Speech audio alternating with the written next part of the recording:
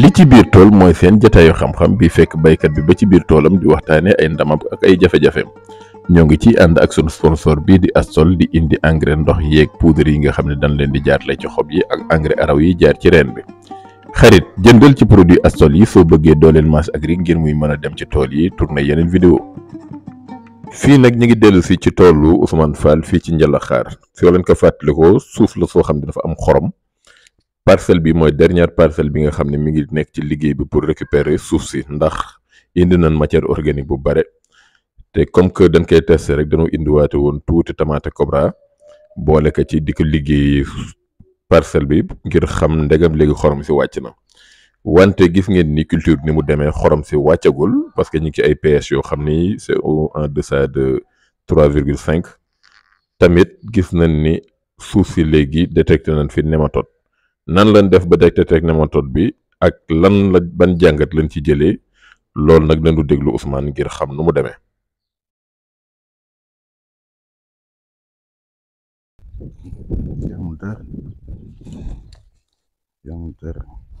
moo xool yeneen fooy yi kii amul dara effectivement ça c'est des nématodes kii sax commencé na bii bii même bii commencé na tonton Ousmane na nga def ça va macha allah tonton Ousmane ñi ngi sunu parcelle bi nga xam ne moom lañ reprendre woon yaa ngi doon expliquer ni dernière parcelle bi fii ci tool bi nii la tool bi yëpp meloon waaw noonu la demee wala oui exactement kon yow bi ngay jël possession wu tool bi fii yëpp nii la mel en terme de salinité voilà donc léegi fii nag la ñuy jéem a mujj xool ñu ko récupérer pour kii mais gis na tonton Ousmane tey ban information lañ jëlee ci parcelle bi mooy plante bi indicateur la ci nématode présence nématode yi waaw mais ñun fii ban xeetu suuf la ñu am ban la wala joor fii dég joor kon dég joor mi nématode mën na fi nekk moom mi ngi nii xanaa na la preuve kon nekk ci ban tamit te réew la am nématode parce que mi ngi nii preuve baa ngi nii wala yii yëpp moom te ci parcelle bi rek parcelle bi dég joor xool suuf si dég joor d'accord léegi lu taxut nga tànnoon tomate bii nga def ci parcelle bi te nga xamoon ni tomate sensible na ci salinité ak nématode waaw léegi moo ñuy permettre ñu xool niveau de salinité bi fu mu toll parce que mënoo xool nii rek xam fu mu yem mais léegi xoolal parcelle bi ci digg bi gis nga waaw yaa ngi gis poche yi nga xam ni yëpp fi la xorom bi ëppee ak fi mu tane waaw donc léegi suñ koy amender nii au fur et à mesure fi mu tanee nii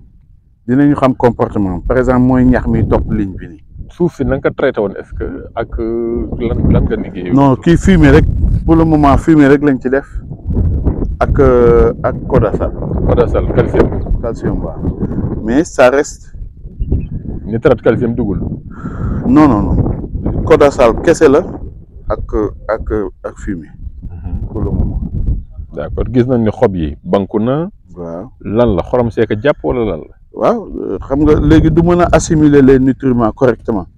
donc non seulement day am carence mais day am stress aussi mais yow fii yaa ngi irriguer tous les jours wala nooy tous les jours lañ koy irriguer wala gis nga kii ni ma toog commencé sa temps d'irrigation ñaata la à peu près fii ci parcelle bi ba il faut peut-être 15-20 minutes pour mu tooy mais léegi boo xoolee parcelle bi tooy na xepp gis nga xoolal waxuma ligne bi sax mais fii rek gis nga kii kay fii xam nga kenn waxatul waxu ndox fii ligne baa ngi nii mooy bii mooy laser drip bi nu juutuloon voilà moom laa la doon expliquer ni la dafay jox ndox mi d'abord en profondeur dem sur la base d'accord mais yëf yi mënul yombee noonu ban théorie yow nga jàpp ni moom moo indi nématode yi ci parcelle dañ fi nekkoon non xamaguma ko parce que maa ngi koy doog a gis pour approfondir léegi mais léegi au premier jet c'est ce qu'on voit lan nga gis au premier jet mooy essayé nañu yeneen ñax yi benn amu ci nématode mais kii moom mooy am c'est-à-dire que kii désormais ku koy surveiller sa tool mën nga xam ban moment nga commencé am attaque. Ensuite taille bi muy gën a bëree nématode on remarque que mooy commencé ngand parce que bu ndaw yu ndaw yi tuuti nématode la am mais benn mais xoolal bi ni mu day gis na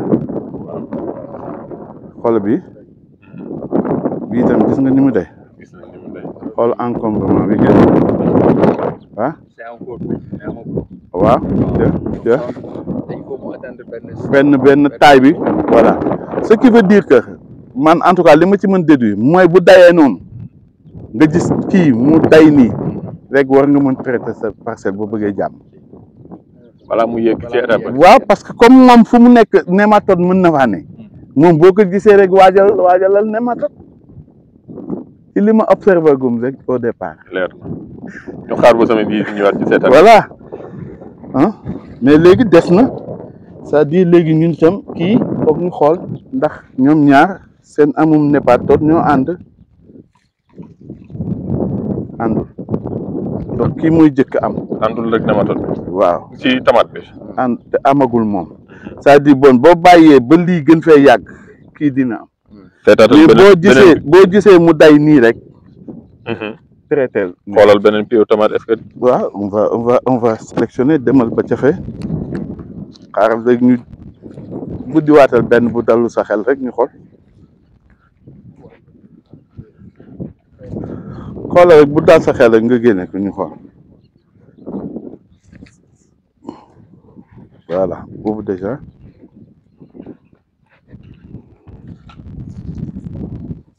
nga kii amul nématode selbee ko lay mooy signal bi ma lay wax rek. waaw c'est-à-dire lii. te kii dem na ba am doom. waaw xam nga lii ku ko fi bàyyi. waaw yii danañ mujj am nématode.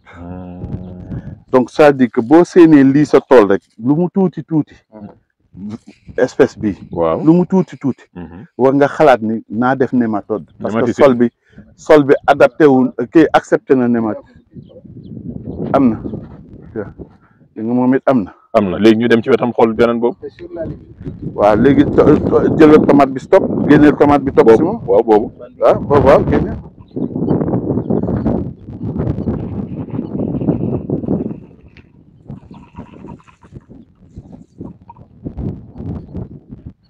donc kii amagul moom laa la wax léegi boo muñee ba lii gën a proliférer rek day ñëw fii donc kii ku am xel. soo ko gisatee sa tool balaa mu fi màgg nga traité nématicide tool bi yëpp waxuma nga buddi ko moom mais nématicide ngay dóor en tout cas man moom laa fas yéene. voilà